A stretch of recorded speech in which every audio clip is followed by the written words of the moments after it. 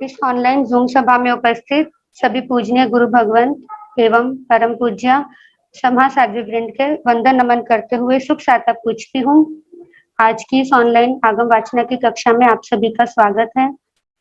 परम पूज्य आचार्य भगवान के मंगलमय आशीर्वाद से, उपाध्याय भगवान की पावन प्रेरणा से आगम ज्ञाता उपाध्याय प्रवर परम पूज्य श्री जितेंद्र मुनि जी महाराज साहब हम सभी को ऑनलाइन जूम ऐप के माध्यम से आगम वाचना के माध्यम से आगम शास्त्र के गंभीर रहस्यों से अवगत करवा रहे हैं। आप श्री जी का अनंत अनंत उपकार है। प्रतिदिन की श्रृंखला में गुरु वंदना का लाभ आज प्राप्त हुआ है। सरल आत्मा महासती श्री मंजुला जी महाराज साहब की सुशिष्या आगम रसिका साध्वी श्री प्रेक्षा जी महाराज साहब, साध्वी श्री जया ज्योति जी महाराज साहब, साध्वी श्री विश्रुति जी महाराज साहब, साध्वी श्री विशुद्धि जी महाराज साहब, थाना 4 बुद्ध विहार दिल्ली से हम सभी गुरु वंदन का लाभ लेंगे।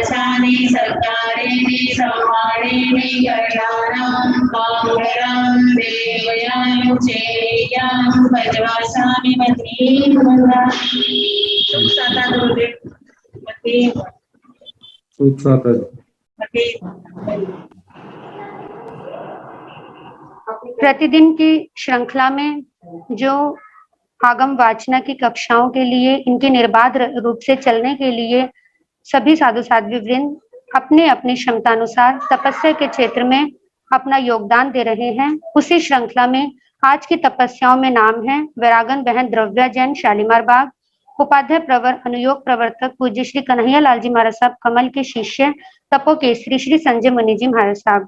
हम तपस्वी गुरु भगवंतों को और वैरागी भाई बहनों को बारंबार आपके तप की अनुमोदना करते हैं और सुख शांति पूछते हैं। अब उपाध्याय भगवान के पावन चरणों में विनम्र निवेदन करना चाहूंगी कि आप श्री जी हमें आगम ज्ञान प्रदान कर कृतार्थ करें। मथेन बंदामी गुरुदेव।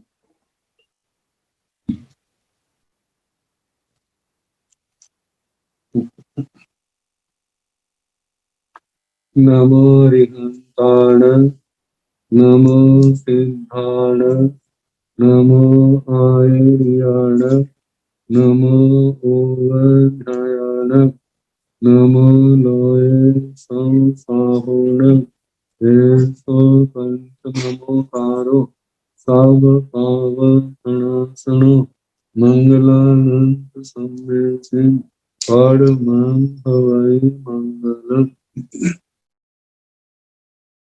आसन जिन्नवाणी सदा जयवंत हो, श्रमण संग सदा अविचल मंगल हो।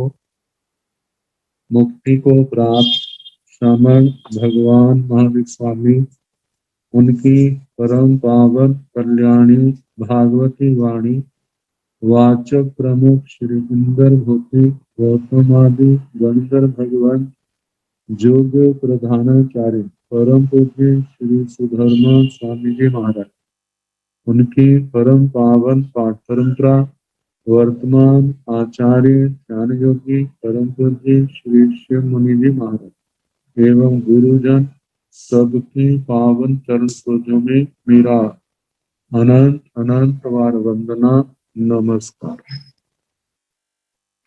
आगम परिषद में विराजमान वरिष्ठ मुनिराज, अन्य मुनिवृंद, परम आदरणीय भगवती स्वरूपा महासाध्वी जी, श्री उत्तराध्ययन सूत्र की वाचना प्रारंभ है। 13वां अध्ययन चल रहा है। चित्त संभूति। तो शनिवार को प्रारंभ हो गया था तीसरी गाथा कंपी लम्मी या नैरे समागया दो भी चित्त संभूया सुह दुख अल विभागम कहन्ति ते एकमेकस। उस भाग में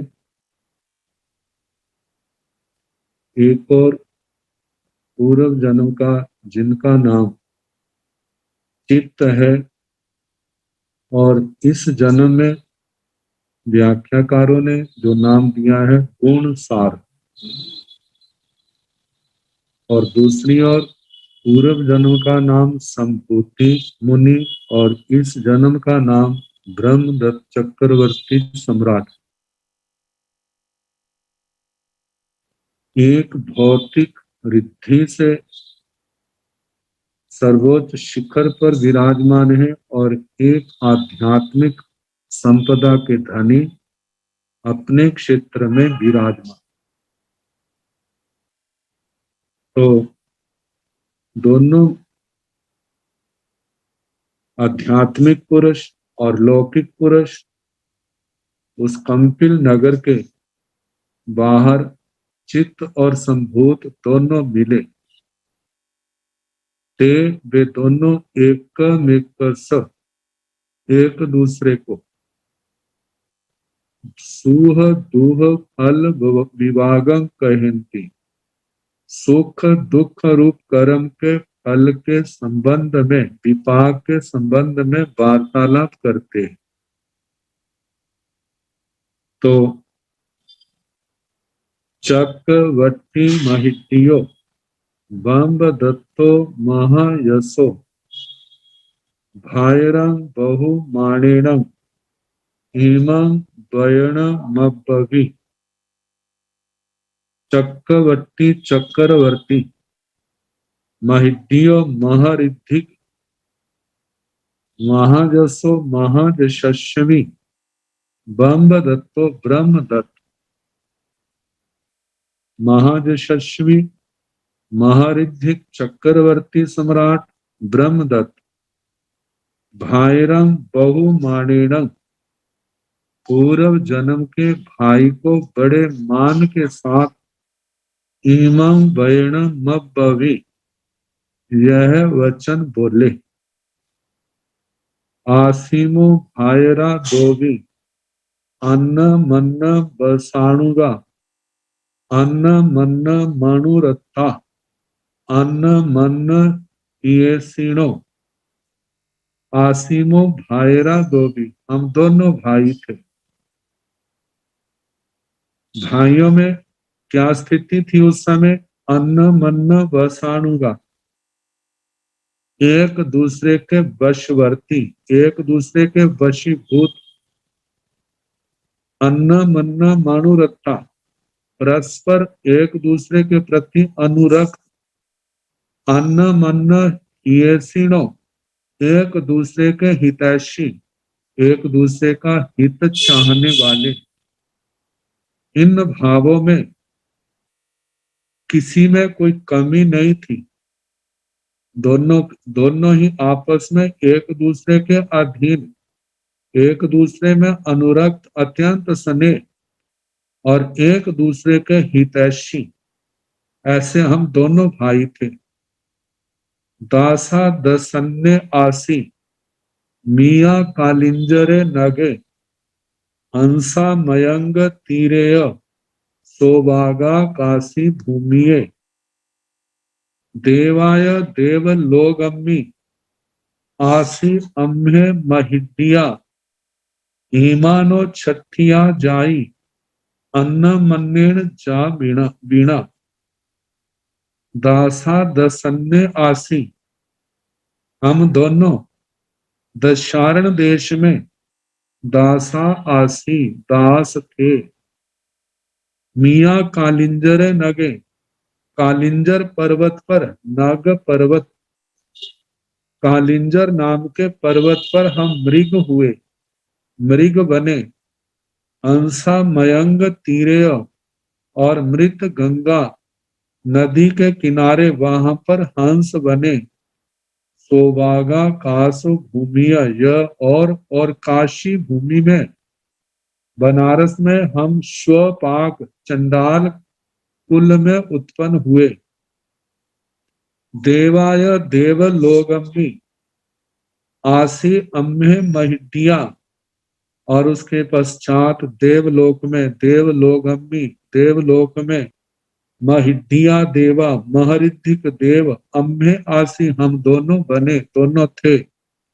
ईमानो छठिया जाई जे हमारी छठी जाति, छठा जन्म, अन्न मन्नेण जा बिना एक दूसरे से पृथक, एक दूसरे से अलग हो गए, एक दूसरे के बिना। पहले हम लगातार जो भाई के रूप में चल रहे थे, इस जन्म में हम अलग हो गए।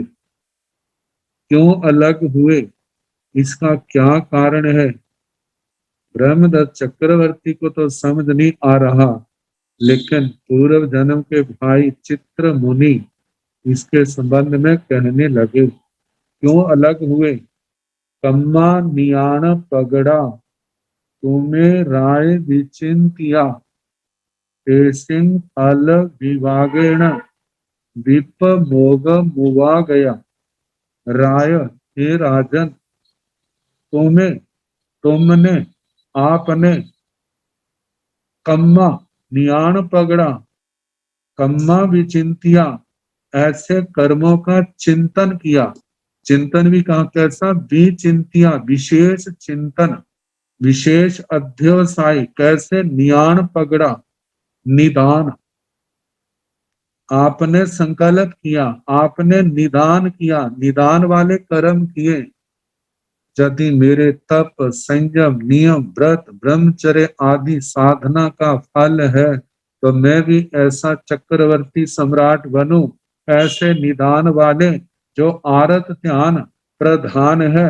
क्योंकि संसार के सुखों की कामना करना, मेरे को संसार के सुख मिले, ये आरत ध्यान का लक्षण है। तो आपने ऐसा चिंतन किया, और वो भी चिंतन विशेष, और उसके उस निदान के कारण से तेसिंग फल विभागेण, वैसा चिंतन करने के कारण और उसी निदान उन कर्मों के फल विपाक से, फल के कारण से विप मोग मुभ आ गया, विप ओगम विप्रयोग, अलग अलग इस भाव को हम उभाग्या प्राप्त हुए।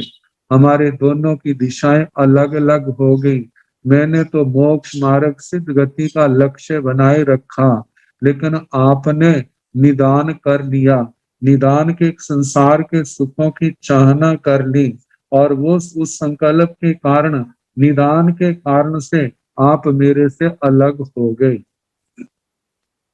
जब ये कहा कि मैंने निदान किया, मैं तो चक्रवर्ती सम्राट बना, मेरे को इतनी समृद्धि मिली है, तो आपने भी तो ऐसी तपस्या की थी, आपको क्या मिला।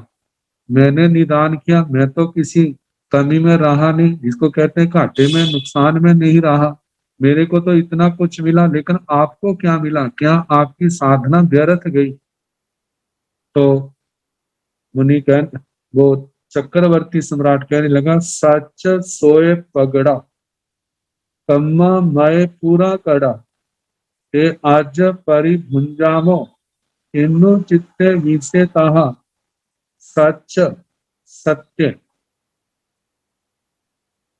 जिनके अंदर, सच का मतलब कोई झूठापन नहीं है, जिनके अंदर कोई मिथ्या भाव नहीं है, ऐसे सत्य प्रधान। सोय शौच, शौच का मतलब आत्म शुद्धि को करने वाले, जो धर्ममय आत्म शुद्धि करने वाला, आत्मा को निर्मल करने वाला जो धर्म प्रधान अनुष्ठान है, वह धर्म का अनुष्ठान पगड़ा मेरे द्वारा किया गया। जिन कर्मों में ऐसे किया जाता है, जिसमें सत्य है, शौच है, आत्मा की शुद्धि है, जिसमें महाव्रत आदि जो भी उसने पूर्व जन्म में साधना की है, 5 महाव्रतों का आराधन किया है। यदि हम पहले देखें तो 4 चतुर्याम धर्म की आराधना की है और उसके साथ रात्रि भोजन का त्याग है, 5 समिति 3 गुप्ती है, 10 यति धर्म का आराधन है। इतना ऐसे मैंने कर्म किए, मैं पूरा करा कम्मा, मेरे द्वारा ऐसे पूर्व काल में ऐसे कर्म किए गए और कहा थे आज परिभुंजामो में हम उनका फल आज भोग रहे हैं। ते उन कर्मों को आज आज परिभुंजामो, मैं उनका परिभोग कर रहा हूँ। किन्नो चित्ते मीसे तहा, क्या हे चित्त, क्या आपके भी ऐसे है जैसे मैं अपने कर्मों का, पुण्य कर्मों का फल भोग रहा हूँ? क्या आप भी ऐसा फल भोग रहे हो? लेकिन मेरे को दिखाई नहीं दे रहा। आप तो एक साधु के रूप में है, आपके पास कोई भी ऐसा साधन नहीं है जो मेरे पास है। तो उस चक्रवर्ती सम्राट के बात का उत्तर देते हुए मुनि जी कहने लगे, सब्बं सुचिन्नं सफलं नराणं कडान कम्माण न मोक्ष अर्थी अर्थे ही कामे ही उत्तमे ही आया ममं पुण्य फलो वे। सब्बं सुचिन्नं सफलं नराणं, वो मुनि कहने लगे कि सब्बं सुचिन्नं, सब्बं सब, सुचिन्नं सुचीर्ण, जिसका आचरण बड़े अच्छे ढंग से किया गया है, जिस संयम तप आदि धर्म क्रियाओं का पालन बड़े मन से किया, स्वयं सुचिन्नं, तो कहा है कि ऐसे जितने नराणं, मनुष्यों के, केवल मनुष्यों के नहीं, प्राणी मात्र के, जिन्होंने भी ऐसे अच्छे कर्म किए हैं, कहते वो सफल होते हैं, निष्फल नहीं होते। उनका फल उनको अवश्य भोगना पड़ता है। कडान कम्बाण न मोक्ष अर्थी, कडान कम्बाण, किए हुए कर्मों का, न मोक्ष अर्थी, भोग किए बिना छुटकारा नहीं है, उससे मुक्ति नहीं है, अवश्य भोगना पड़ता है। जहां पर कहा है कडान कम्बाण, जो छठी विभक्ति के बहुवचन के रूप में और ये 5वीं विभक्ति के स्थान पर हुए हैं। कहते हैं किए हुए कर्मों से छुटकारा नहीं होता जब तक उनको भोगा नहीं जाता। ऐसा कहा जाता है जो पुण्य कर्म है वे तो भोगने पड़ते हैं, लेकिन पाप कर्म जो है, यदि तप आदि के द्वारा उनका शुद्धिकरण नहीं किया जाता तो आने वाले समय में उन कर्मों को अवश्य भोगना पड़ता है। तो मुंचित मुनि जी कह रहे हैं कि जो हमने साधना की है वह सफल है, निष्फल नहीं है। अर्थे ही कामे ही उत्तमे ही आया ममं पुण्य फलोव वेये। कहते ममम आया, मेरी आत्मा, ये मेरी आत्मा, उत्तमे ही उत्तम, अर्थे ही कामे ही, अर्थ और काम, मतलब जितने भी संसार के साधन है उनसे पुण्य फलोव वे, पुण्य फलों से संपन्न है। मेरी आत्मा भी वैसे ही समृद्ध संपन्न है, मेरे किसी प्रकार की कमी नहीं है। तो आगे कहने लगे, जानासी संभूय महानुभागं महिड्यं पुण्य फलोव वेयं चित्तम पि जाना ही तहेव रायं इद्धि जोई तस वियप भूया।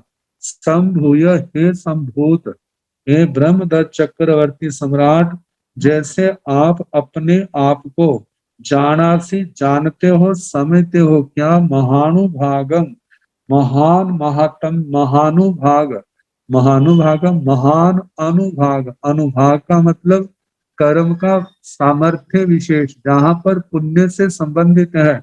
जैसे आप अपने आप को बड़ा भाग्यशाली समझते हैं, महिद्य महारिद्धि का, महान रिद्धि का स्वामी समझते हैं, पुण्य फलोव व्ययम, पुण्य के फलों से संपन्न जैसे आप अपने आप को समझते हैं। चित्तम पे जाना ही तहेव रायम, रायम, हे राजन, चित्तम भी अपने भाई चित्त को भी तहेव जाना ही वैसा ही जानो। उनके पास भी रिद्धि की कमी नहीं थी। इड्ढी जोई दतस वियप भूया, कहते हैं उनके पास उसके पास में रिद्धि द्युति तस उस चित्त के भी अप्रभूत मतलब प्रभूत थी। प्रभूत का मतलब बहुत ज्यादा थी, उसके किसी प्रकार की कमी नहीं थी। तो प्रश्न उठता है इतना कुछ था तो फिर वो कहाँ गया।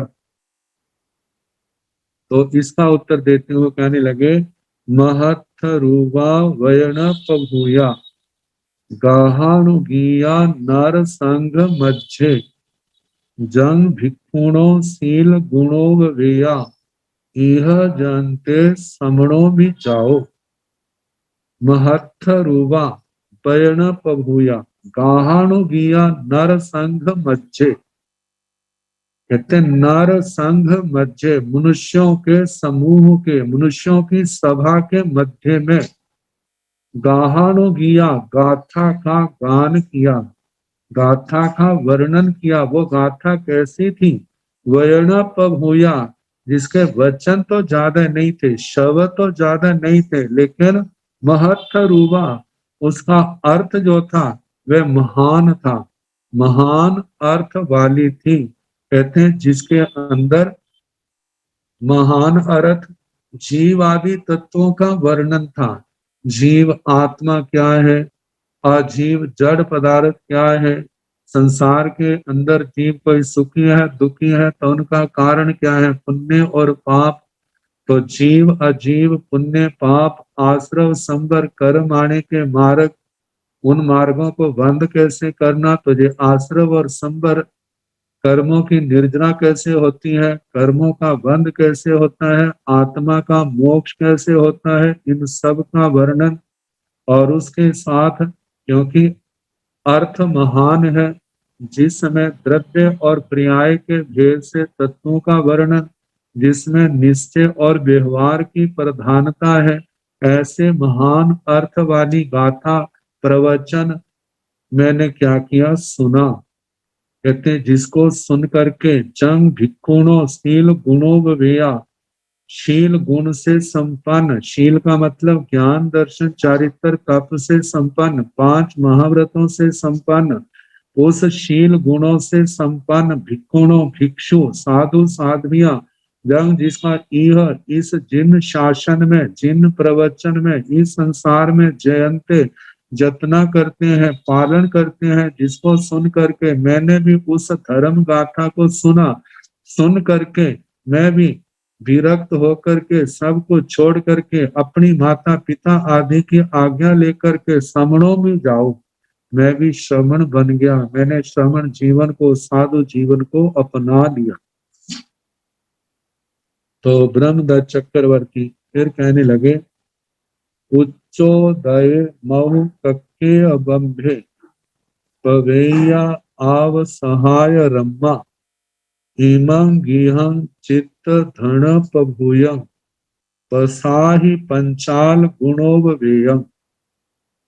चक्रवर्ती सम्राट कहने लगे जे मेरे पास इतना कुछ है, उच्चोदय कहते जे 5 प्रकार के भवन, उच्च पहले, दूसरे उदय, तीसरे महु मधु, चौथे कक्के करक, 5वें यह बंभे ब्रह्म, ये 5 प्रकार के पवेया आव सहाय रम्मा, कहते जे रमणीय आवसत आवस प्रासाद भवन पवैया कहे गए हैं। कहते जे 5 प्रकार के हैं, इमं गिहं चित्त थणप भूयं, ये चित्त जे मतलब के जे घर जो नाना प्रकार के धन इसमें प्रभूत मात्रा में है, कहते पंचाल गुणोवेयम, पंचाल देश के गुणों से संपन्न है, कहते इसे पसाही, इसको आप ग्रहण करो, इसका आप उपयोग करो उपभोग करो। और इसके साथ नट्टे ही घिये ही बाई ही नारी जनाई परिवार अंतो भुंजा ही भोगाई इमाई भिक्खु मम रोयाई पवच्चाहु दुखम, कहने लगे आपने छोड़ दिया, लेकिन मेरे पास इतना कुछ है। नट्टे ही गिये ही बाह्य ही, नट्टे ही नाट्य, जहां पर नृत्य नाचने की प्रधानता है, गिये ही गीत गाना, जब बाह्य ही जहां पर वाद्य यंत्र, इनसे नारी जनाई परिवार यंत्रो, कहते स्त्री जनों से घिरे हुए, भुंजा ही भोगाई इमाई भिक्षु, हे भिक्षु इमाई भोगाई, इन भोगों को आप क्या करो, भुंजा ही भोगो, इनका सेवन करो। मम रोयाई पवच्चाहु दुखम, क्योंकि मुझे ये प्रवृत्तियां जो है ना कैसी लग रही है, बड़ी दुखदाई, दुखद दुखदाई प्रतीत हो रही है, इसलिए आप ये सब छोड़ करके मेरे पास आए और इन सुखों का, काम भोगों का सेवन करें। तो आगे शास्त्रकार फरमाते हैं, तंग पुब नेहेण कयानुरागं नराहिवं काम गुणेषु गिद्धं धम्म सियो तस् हियाणु कंपेहि चित्तो इमं वयणम उदाहरिथा। तंग पुब नेहेण कयानुरागम, उस चक्रवर्ती सम्राट को, तंग उस चक्रवर्ती को, पुब नेहण पूर्व के स्नेह से, कयानुरागम जिसने चित्त मुनि के प्रति अनुराग किया है, कृतानुराग जिन्होंने अनुराग किया है, नराहिवंग उस नराधिक चक्रवर्ती सम्राट को, जो कैसा है, काम गुणेशु गिद्धं, जो काम गुणों में, शब्द रूप गंध रस स्पर्श, इन भोगों में जो गृद्ध है, आसक्त है, धम्म सियो तस् हियाणु पेहु, ऐसे उस चक्रवर्ती सम्राट को चित्तोचित, वो चित्त मुनि, धम्म सियो धर्म के आश्रित, धर्म में स्थित, धर्म का सेवन करने वाले, धर्मम श्रेयति थी, धम्म सियो धर्म के मतलब धर्म की सेवा करने वाले, धर्म के आश्रय में रहने वाले, धर्म की आराधना करने वाले, हियाणु पे ही, तस हियाणु पे ही, उस आत्मा के हित की अनुप्रेक्षा करने वाले, उस हित, उसका हित चाहने वाले, चित्तो चित्त मुनि इमं वयनम उदाहरिथा, इस वचन को बोले, ऐसे वचन कहने लगे। सब्बं विलवियं गीयं सब्बं नट्टं विडम्बियं सब्बे आभरणं हारा सब्बे कामा दूहा वहा। चित्त मुनि ब्रह्मदत्त चक्रवर्ती को कहने लगे, जिनके संबंध में आपने गीतों के बारे में कहा, आपने नृत्य के संबंध में कहा, आपने संसार के सुखों के संबंध में कहा, ये सारे के सारे क्या हैं, ये सब जो मेरे को पूर्व में सब प्राप्त थे, मैंने इनको छोड़ दिया। क्यों छोड़ दिया? क्योंकि ये सारे के सारे संसार परिभ्रमण के कारण है, दुर्गतियों के कारण है। अब इनके संबंध में, चित्त मुनि के संबंध में, वर्तमान के भाव में आचार्य श्री लक्ष्मी वल्लभ गणी जी ने, आचार्य जी ने एक प्राचीन अपनी धारणा दी है। कहते हैं अत्तर वृद्ध संप्रदाय, वृद्ध संप्रदाय हमारे पूर्वजों से जो चली आई, इनके संबंध में कथा है। क्या कि जैसे कि ब्रह्मदत्त चक्र जो संभूत मुनि थे, निदान के कारण से वे चक्रवर्ती सम्राट बने, लेकिन जो चित्त मुनि थे वह निदान से रहित एक महरिद्धिक श्रेष्ठी के घर में पैदा हुए, उनका जन्म हुआ। वहां पर भी चक्रवर्तियों जैसी उनके वहां पर रिद्धि थी, जैसे हम जहाँ पर शाली भद्र की रिद्धि सुनते हैं तो कहा जाता है उनके भी रिद्धि थी।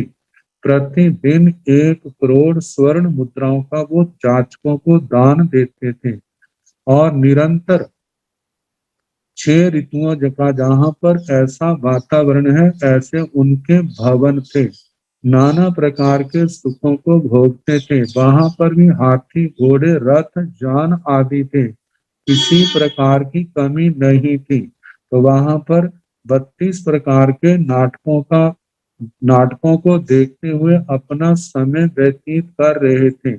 लेकिन जैसे शास्त्रों के अंदर मेघ कुमार आदि का वर्णन आता है, इसी प्रकार इन्होंने भी लोगों के जाने की आवाज को सुन करके उससे प्रेरित होकर के ये भी उस धर्म सभा में गए और धर्म सभा में निर्ग्रंथ प्रवचन सुनने के पश्चात इनकी आत्मा जागृत हो उठी।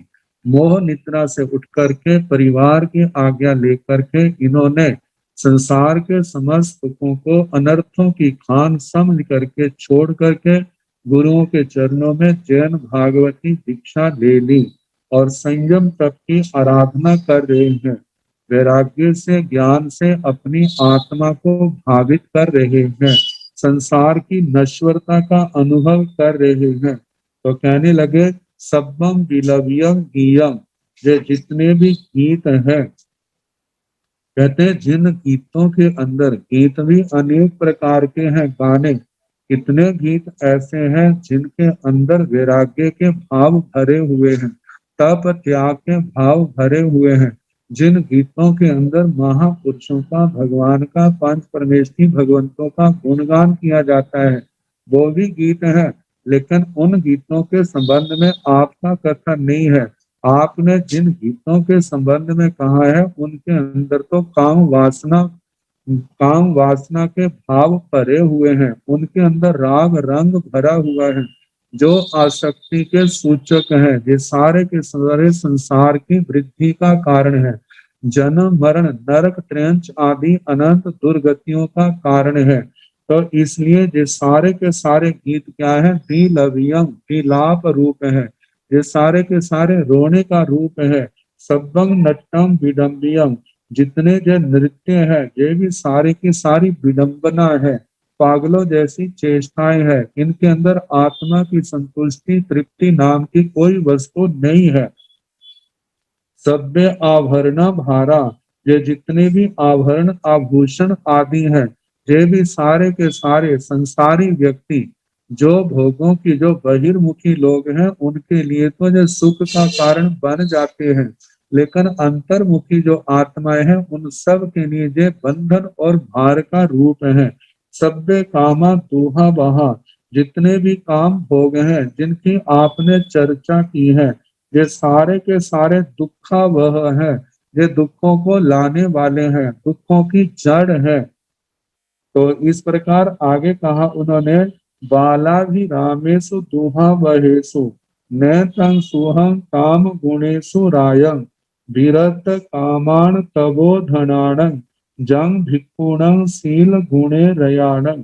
बाला भी रामेशु, कहते जो काम गुण क्या है, बाला भी रामेशु, बाल जो है अज्ञानी है, बहिर्मुखी है, मूढ़ है, जो शब्द आदि विषयों में गृद्ध है, उसमें रमण करने वाले हैं। तो ये बाला भी राम, जो बाल जिनके अंदर अभिराम रमण करते हैं, दुहा बहेसु, ये काम गुण क्या है, दुखों को लाने वाले हैं, दुखा वह है।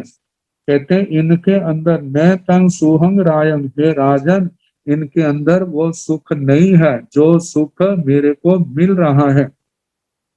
कौन सा, विरत कामाणं भक्तवो धनाणं जंग भिक्खुणं शील गुणे रयाणं। कहते हैं जंग, जंग का मतलब वो सुख, जो सुख मेरे को जो जहां पर है वह इन काम भोगों के अंदर नहीं है। जो विरत कामाण तबो धनाणं, जो काम भोगों से विरक्त हो गए हैं, जिनको ये एहसास हो गया है ये काम भोग जो है ये व्याधि का कारण है, ये अनंत असमाधि का कारण है, दुर्गतियों का कारण है, ऐसा जिनको एहसास हुआ और इन काम भोगों से विरक्त हो गए। और तवो धनानंग, तप को जिन्होंने धन माना और तप को धन मानने के कारण से तप का ही उपार्जन कर रहे हैं, क्योंकि आत्म शुद्धि का कारण जो है वो तपस्या है। 12 प्रकार का तप है, ये तप ही उनका जो धन है। ऐसे तपोधनी भिक्खुणम भिक्षु शील गुणे रयाणम, जो शील गुण में रत है। शील गुण के संबंध में कहा जाता है, एक शील का अर्थ है ब्रह्मचर्य और उसके जो गुण हैं, ब्रह्मचर्य के गुण जिनसे ब्रह्मचर्य का प्रभाव बढ़ता है, वह ब्रह्मचर्य की 9 बाड़े हैं और 10 समाधि स्थान है। 10 समाधि स्थानों का वैसे इनका वर्णन आ चुका है, 16वें अध्याय में विस्तार से आएगा। तो कहा ऐसे शील गुण, और इसके साथ कहा है दूसरा इसका, एक तो ये तो ब्रह्मचर्य को लेकर के कहा, दूसरा शील का मतलब है 5 महाव्रत। 5 महाव्रत रूप जिसमें जिसके साथ रात्रि भोजन का त्याग भी है, और उसके साथ इनके गुण क्या है, 5 महाव्रतों के 25 भावनाएं हैं। तो कहा इन 25 भावनाओं वाले ये 5 महाव्रत और छठा रात्रि भोजन का त्याग, ऐसा ऐसे शील के गुणों में जो रत है, इनके अंदर जिन्होंने अपने मन वचन काया को, अपनी आत्मा को समर्पित किया है, इन्हीं का आचरण करना उनका शील, उनका स्वभाव बन गया है। कहा ऐसे भिक्षुण भिक्षुओं को जंग सुहम, जो सुख है वह इन काम भोगों के अंदर नहीं है। देखा जाए तो उसका अनंतमा हिस्सा भी नहीं है। कहा जाता है जितने संसार के सुख हैं ये आत्मा को तृप्त करने वाले नहीं है। चक्रवर्ती सम्राट कहते हैं सारी आयु भर जो इन सुखों का भोग करते रहते हैं, अंतिम समय का उनका नक्शा खींचा है, अतिथा अकामा, उनकी तृप्ति नहीं हुई थी, उनकी कामनाएं पूर्ण नहीं हुई थी। जैसे चक्रवर्तियों का है ऐसे वासुदेवों का है। जुगलियों का वर्णन आता है और उसके साथ देवों का वर्णन आता है। पल्योपम सागरोपमों तक इन भोगों का सेवन करते रहे। अंतिम समय उनकी क्या स्थिति थी, अतिथा अकामा, ना उनकी आत्मा तृप्त थी, ना उनकी कामनाएं पूर्ण हुई थी। यही था और जीवन मिले और इन सुखों का सेवन करे। कहा इतने पल्योपम सागरोपम तक भी जिनका सेवन करने से आत्मा की तृप्ति नहीं हुई, तो क्या 100 200 1000 साल और भी मिल जाएंगे तो क्या तृप्ति होगी? कभी नहीं। कहा ये आत्म तृप्ति का साधन नहीं है, ये तो ऐसे ही है जैसे अग्नि के अंदर जितनी लकड़ियां ईंधन डालते जाएंगे अग्नि भड़कती जाएगी। ऐसे ही आत्मा इन काम भोगों का जितना सेवन करता जाएगा, ये काम भोगों की आग भी भड़कती जाएगी। अब इस आग को बुझाना है, जैसे आग के अंदर ईंधन डालना बंद कर दो, वो स्वयं अपने आप क्या हो जाएगी, शांत हो जाएगी, बुझ जाएगी। इसी प्रकार जब आत्मा ज्ञान पूर्वक वैराग्य के साथ इन सब को छोड़ देता है, संयम तप की दृढ़ निष्ठा के साथ आराधना पालना करता है, तो उनके भी धीरे धीरे सारी जो काम भोगों की आग जो आत्मा को जला रही है एक दिन पूर्ण रूप से शांत हो जाती है, बुझ जाती है। तो कहा जो सुख भिक्षुओं को शील गुणों का पालन करने में, शील गुणों के अंदर जो रत है, काम भोगों से विरक्त है, तपोधन है, ऐसे भिक्षुओं को जो सुख है वो आपके द्वारा दिए गए इन काम भोगों के अंदर सुख अंश मात्र भी नहीं है।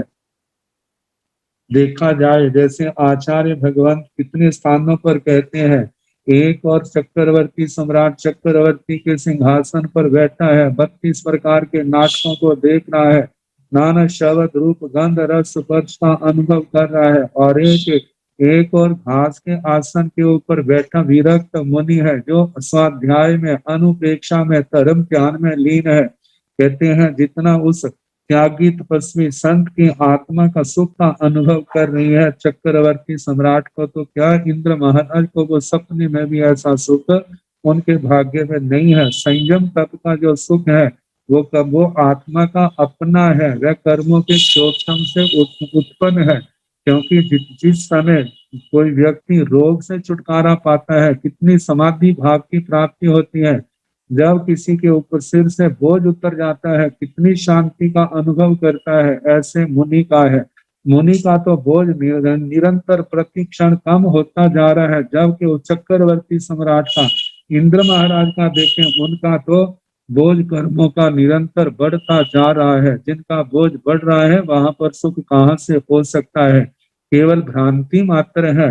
तो कहा जाता है जो संतों का, जो साधु साधुयां संयम तप की आराधना करने वाले हैं, भगवती सूत्र में आएगा कि 12 मास का जिनका निर्दोष ऐसा चरित्र है, वे तो 26 में देवलोक की तेज, देवताओं की तेज और लेखना को भी लांग जाते हैं। तो ये सारा किसके कारण से है? ये संयम तप की निर्दोष आराधना के कारण से है। फिर आगे उस चक्रवर्ती सम्राट को समझाने के लिए कहते हैं, नरेंद्र जाई अहमा नराणं, सौभाग जाई दुहाओ गयाणं, जहि वयम सब जन सवेसा, बसीय सौभाग निवेशनेसु। कहते हैं जिसको बोध ना हो उसको तो समझाया जाए। आपको कितने जन्मों का बोध है जो आपने वो अर्ध श्लोक बना करके दिया। 5 जन्मों की बात कही है, केवल वर्तमान जन्म की नहीं।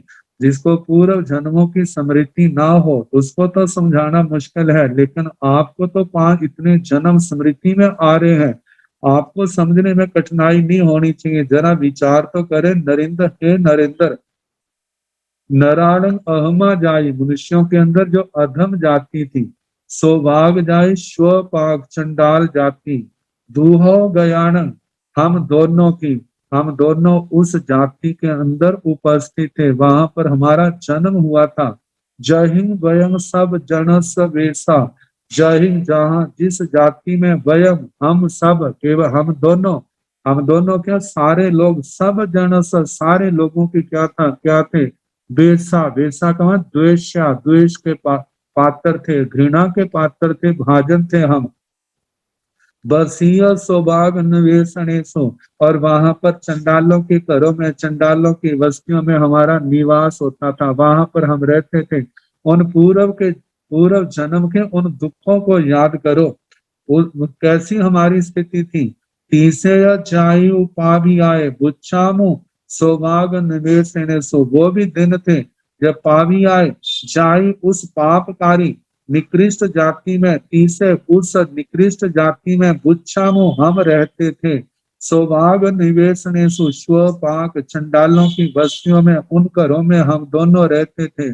सब्बस लोगस दुगुन निजा, सारे लोगों के हम घृणा पात्र थे, सारे हमारे से घृणा करते थे, जुगुप्सा भाव हमारे प्रति था। इहं तो कम्बाई पूरे कड़ाई, आज आप चक्रवर्ती के सिंहासन के ऊपर इतनी रिद्धि आपने पाई है और मैं इस साधु जीवन के अंदर हूँ। कहा ये सब कुछ इहं तो, जहाँ पर जो कुछ हमें मिला है ना, कम्बाई पूरा पूरे कड़ाई, ये सब पूर्व कृत कर्म है। आप चक्रवर्ती बने हैं तो ये इस जन्म की विशेषता नहीं है। जो साधु जीवन में आपने संयम पाला था उसके कारण से चक्रवर्ती सम्राट बने हैं, और जो मैंने संयम पाला था उस संयम के कारण से भौतिक रीति देवलोकों में कितनी भोगी है। वर्तमान में आप देखते हैं कि आपने सब कुछ छोड़ दिया, आपको क्या मिला? कहा कि मेरे पास भी वो बहुत कुछ है। वो क्या है? कहते हैं मेरे पास शोक्षम भाव, जिसके कारण से आत्मा में कितनी दृढ़ता है, विचारों की निर्मलता है, आत्मा के अंदर वैराग्य है, संयम के प्रति, तप के प्रति कितनी उत्सुकता है, कितना उत्साह निरंतर वर्धमान है, जिसके कारण से मैं कर्मों को काटता जा रहा हूँ, धर्म मार्ग पर, मोक्ष मार्ग पर बढ़ता जा रहा हूँ। मेरा लक्ष्य क्या है? सिद्ध गति है। तो कहा जे विचार करे, हमें इतना कुछ मिला है, ये सारे का सारा क्या है? इस जन्म का तो कम है, लेकिन पूर्व जन्म में जो संयम तप पाला था उसके परिणाम से ये जो आपको मिला है, ये सब पूर्व जन्म के जो संयम तप की आराधना की है उसके कारण से जो आपको मिला है। और तो कहा सो दानी सी राय महानुभागो, महित्यो पुण्य फलोब वेयो, चैतु भोगाई असास्याई, आयान हेऊ अभि निख माही, रायन हे राजन सो वह दानी सी। दानी सी का मतलब इदानी, इदानी का मतलब अब। तो महानुभागो, अब क्या है? महानुभाग, महाभाग्यशाली अपने आप को मान रहे हैं, महित्यो महरिद्धिक है, पुण्य फलों से उपपेत है, पुण्य फलों वे पुण्य फलों से संपन्न है। इसलिए आपको क्या करना चाहिए? चैतु भोगाई असास्याई, कहा भोगाई और सासियाएं, जितने भी आपको जो संसार के सुख मिले हैं, ये सारे के सारे क्या है, अशाश्वत हैं। आप छोड़ दोगे तो आपको शांति होगी, आप नहीं छोड़ेंगे, जे छोड़ करके चले जाएंगे तो आपको कितनी और समाधि होगी। तो कहा इन अशास्याई भोगाई, इन अशाश्वत भोगों को चैतु त्यक्तवा छोड़ करके आयान हेम अभिनिखमाही, आयान हेम का मतलब चारित्र के निमित्त, अभिनिखमाई आप अभी निष्क्रमण करो, आप प्रव्रज्या लो। ये सारे के सारे नश्वर हैं, आपको पूर्व जन्मों का ज्ञान है। कहते हैं इस जय चक्रवर्ती की रिद्धि जब हम देवलोक में थे, तो देवलोक की रिद्धि के आगे चक्रवर्ती की रिद्धि क्या है, कुछ भी नहीं है। और पूर्व जन्मों में हमने कर्मों का कितना कड़वा विपाक देखा है, फल देखा है। आपने ही सुन के कितना सुनाया है कि हम क्या थे, दास थे। और यदि इनकी गाथा को और आगे बढ़ाया जाए तो उससे पूर्व जन्म में भी देवता थे, उससे पूर्व जन्म में गवाले थे। कहाँ गवाले, कहाँ देवता बने, तो किसके कारण से बने, संयम तप की आराधना से बने हैं। और वैसे नहीं बने, वो देवताओं के सुख केवल मांगने मात्र से नहीं मिले हैं। जो संयम तप की आराधना की थी उसके कारण से देवलोकों में जन्म हुआ। और वहां से हमने शुद्ध संयम नहीं पाला था, नहीं का पालन करने के कारण से, घृणा के कारण से हमें कहा एक दास के रूप में जन्मना पड़ा। फिर वहां से पतित हुए, वहां से गिरे हैं कहा, हिरण पशु बने हम, फिर उसके बाद हंस बने। कैसे हम मारे गए, जब दास बने तो सांप ने काटा, जब हम हिरण बने तो शिकारी ने हमारे को एक ही बाण से दोनों को मार दिया। और जब हंस बने तो कैसे उस मछेरे ने, मछलियां मारने वाले ने क्या किया, हमारी गर्दनें मरोड़ करके मारा गया। और जिस समय चंडाल बस्ती में बने कैसी हमारी स्थिति थी, और उसके बाद हमारी क्या स्थिति, हमारी कलाएं भी क्या थी, हमारे लिए बोझ बनी थी। ये तो हम तो मरने के लिए जा रहे थे, भला हो उन संतों का जिन्होंने हमारे को जो समाधि का सन्मार्ग दिखाया, उस मार्ग पर चले। लेकिन उस मार्ग पर चलने के कारण से ऐसी दुर्घटना घटी, और उसके कारण से कैसे आपने निदान किया, आपने तो निदान किया, उस निदान के कारण से चक्रवर्ती सम्राट बने हैं। मैंने आपको समझाया लेकिन नहीं समझे, और उस निदान का प्रभाव आपके सामने है।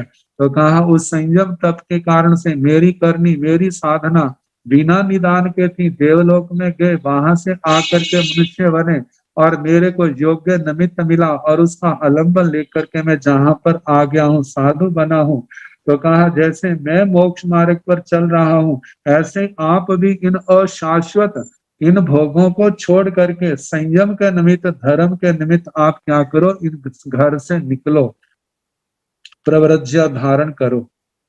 आगे कहा इह जीविय राय असास्यमि धनियं तो पुन्नाई अकुब्बमाणो से सोयाई मच्चु मुहो बनिए धम्मं अकाउन परंसी रोए। कहते रायंग हे राजन, इह जीविय असास्यमि, इह जीविय जे हमारा मनुष्य जन्म, इस मनुष्य लोक के अंदर ये हमारा जो जीवन है क्या है, अशाश्वत है, सदा रहने वाला नहीं है।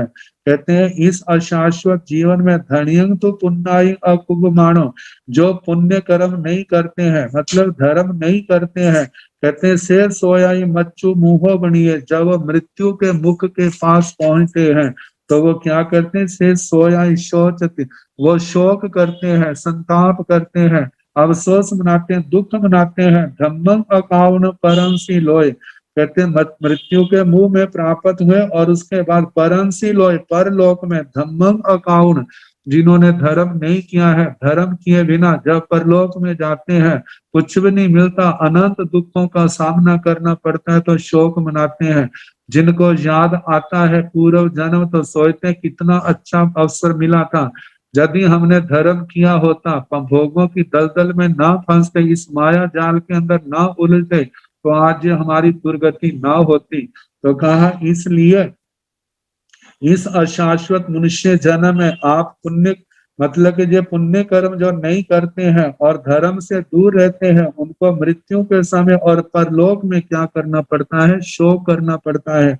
शोक ना करना पड़े, इसलिए आपको भी मेरे समान चरित्र धर्म प्राप्त करने में निकलना चाहिए। सब कुछ छोड़ करके चरित्र धर्म को स्वीकार करना चाहिए। अब इसके आगे अनेक दृष्टांतों के द्वारा ब्रह्मदत्त चक्रवर्ती को समझाने का प्रयास करते हैं।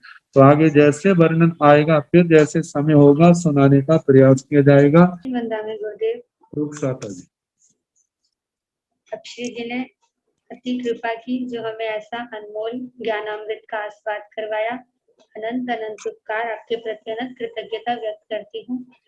अब पूज्य गुरुदेव श्री जी के चरणों में विनम्र विनंती करना चाहूंगी कि आप श्री जी मंगल पाठ प्रदान कर हमें अनुग्रहित करें और इस कक्षा का समापन करें। नमो अरिहंताण, नमो सिद्धाण, नमो आर्याण, नमो वैधायाण, नमो लोये संसाहुण येसो पंच, नमो कारो सव पाव प्रणसनो मंगलानंत समय सिंह परमं हवै मंगलम्।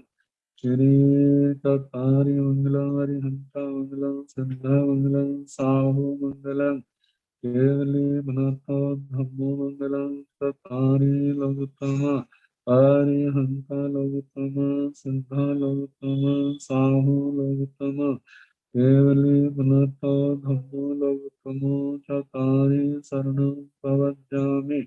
अरिहन्ते शरणं प्रपद्यामि, सिद्धे शरणं प्रपद्यामि, साहु शरणं प्रपद्यामि, केवली पुनर्थं धम्मं शरणं प्रपद्यामि। चार शरणे सुख करने दुख करने मंगल करने और शरणा नहीं कोय, जो भव प्राणी आचरे अक्षय। ओम।